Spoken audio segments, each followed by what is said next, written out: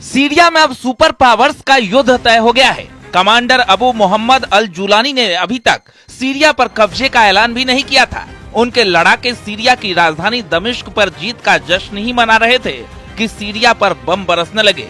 जीत का जश्न शांत हो गया। सीरिया में अमेरिका आ गया। धमाके के साथ जंगी जेट से बम बरसाकर 75 ठिकाने दहलाकर सुपर पावर ने दिखा दिया कि जब वो दुश्मन को मारता है तो उसे रोने भी नहीं देता। अमेरिका तब तक मारता है जब तक दुश्मन का दम न उखड़ जाए। सुपर पावर ने सीरिया महायुद्ध का ट्रेलर दिखाया है, वो भी पुतिन को। बशर अल असद को पनाह देने वाले पुतिन कुछ करते उससे पहले अमेरिका ने सीरिया में एंट्री ले ली है। अमेरिका ने पहले ही साफ कर दिया था कि वो सीरिया पर नजर बनाए हुए है। कब और कैसे चोट पहुंचानी है, किसे मारकर पुतिन को मैसेज देना है, अब ये भी साफ हो गया है। अमेरिकी सेंट्रल कमांड ने ऐलान किया है विद्रोही लड़ाकों के 75 अड्डे पर 140 बम बरसाए गए हैं। पेंटागन के मुताबिक सभी हमले सटीक और अचूक थे। अमेरिका के दुश्मनों को भारी नुकसान पहुंचा है, जिसके साथ ही सुपर पावर का सीरिया में ऑपरेशन रिलॉन्च हो गया है। अमेरिका ने अपने ऑपरेशन इनहेरेंट रिजॉल्व की नई सीरीज में कुर्द नेतृत्व वाली सीरियन डेमोक्रेटिक फोर्सेस को भी साथ में जोड़ रखा है। कुर्द फाइटर्स की बशर से कट्टर दुश्मनी है। ये कुर्द फाइटर सीरिया में तख्ता पलट करने वाले कमांडर जुलानी और तुर्की के राष्ट्रपति एर्दोआन से भी युद्ध कर रहे हैं। वहीं सीरिया में अमेरिका के टारगेट पर आईएसआईएस के लड़ाके हैं। अमेरिका ने धमकी दी है कि सीरिया में कमांडर जुलानी ने गलती से भी टेरर ग्रुप के साथ हाथ मिलाया तो सर्वनाश तय है।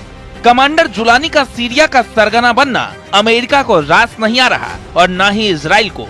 एक तरह अमेरिका ने सीरिया में बम बरसाए तो इधर महज 10 घंटे के अंदर इजराइल ने कमांडर जुलानी के इलाकों पर 100 से ज्यादा हमले कर दिए।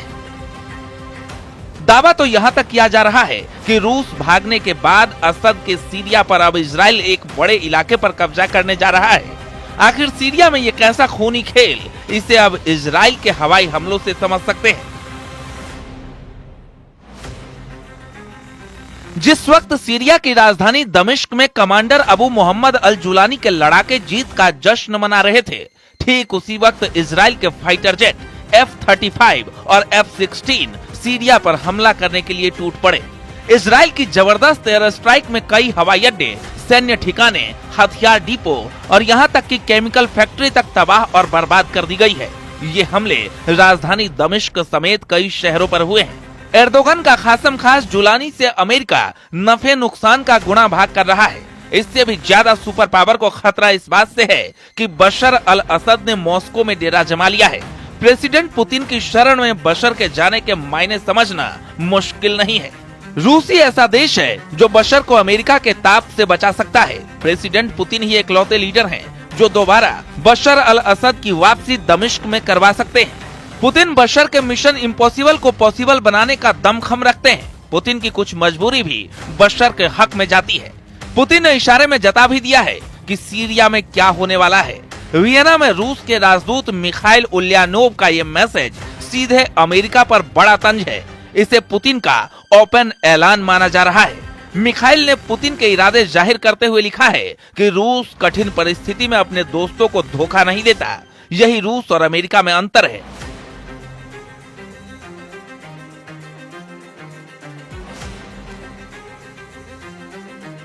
चलिए अब ये वीडियो देखिए। कमांडर जुलानी के लड़ाके जिस जेल का गेट खोल रहे हैं, इसे सीरिया का नर्क लोग कहते हैं। इस जेल में सीक्रेट बंकर है, टॉर्चर सेल है, फांसी घर है। सीरिया की सैदनाया जेल के एक एक कोठरी खूनी नरसंहार की गवाह है। धरती के नीचे 3 तल्ले में फैली सुरंग नुमा जेल से जुड़े दिल दहलाने वाले किस्से हैं। कमांडर जुलानी के कट्टर लड़ाके इस जेल को बशर अल असद का बूचड़ खाना भी कहते हैं। साल 1989 में बनाई गई ये जेल 24 आते आते बंद कर दी गई। अब भी इस जेल के कुछ सेल के गेट खुल नहीं रहे हैं। सीक्रेट कोड से लॉक इस जेल से बशर अल असद गुप्त ऑपरेशन की प्लानिंग कर सकते हैं। मतलब एक तरफ रूस, ईरान, चीन अपना दाव खेल रहे हैं, वही दूसरी तरफ अमेरिका, तुर्की, कतर और इजराइल मिलकर सीरिया पर कब्जा करने में जुटे हैं। सीरिया और इजरायली सेना के दावों के मुताबिक लगभग 18 घंटे पहले इजरायली वायुसेना ने F-35 और F-16 जेट से सीरिया पर ताबड़तोड़ एयर स्ट्राइक की है।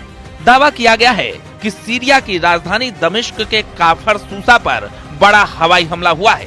इसके अलावा इजरायली जेट्स ने माउंट कासिलोन में मौजूद हथियार डिपो को भी उड़ा दिया है। दावा तो यहाँ तक किया गया है कि इजरायली वायुसेना ने F-35 और F-16 जेट से खाल खाला एयरबेस को भी उड़ा दिया है। दावा किया जा रहा है इस एयरबेस पर कई तरह की मिसाइलें मौजूद थी जो जुलानी के लड़ाकों के हाथ लग सकती थी। अब सवाल उठता है कि इजरायली सेना सीरिया में इतनी तेजी से हमले कहां और क्यों कर रही है, तो जरा इसे भी समझ लीजिए। सीरिया में विद्रोह हमलों के बाद हुए असद सरकार के पतन के महज 6 घंटे के बाद ही इजराइल ने गोलान हाइट्स के पास सीरियाई इलाकों में अपनी सेना भेज दी। इजराइल ने इस तैनाती को अपनी सुरक्षा के लिए जरूरी बताया है।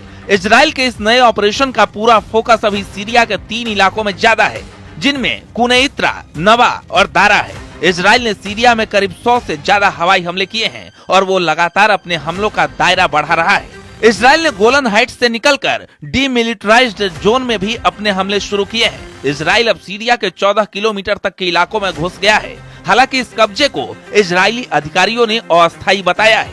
कुछ वॉर एक्सपर्ट्स का मानना है कि इजराइल को पहले से ही इसकी उम्मीद थी कि जब विद्रोही गुटों का सीरिया पर कब्जा हो तब ही वो अपना ऑपरेशन स्टार्ट करे, ताकि उसको जवाब देने के लिए इन इलाकों में कोई सेना ना हो।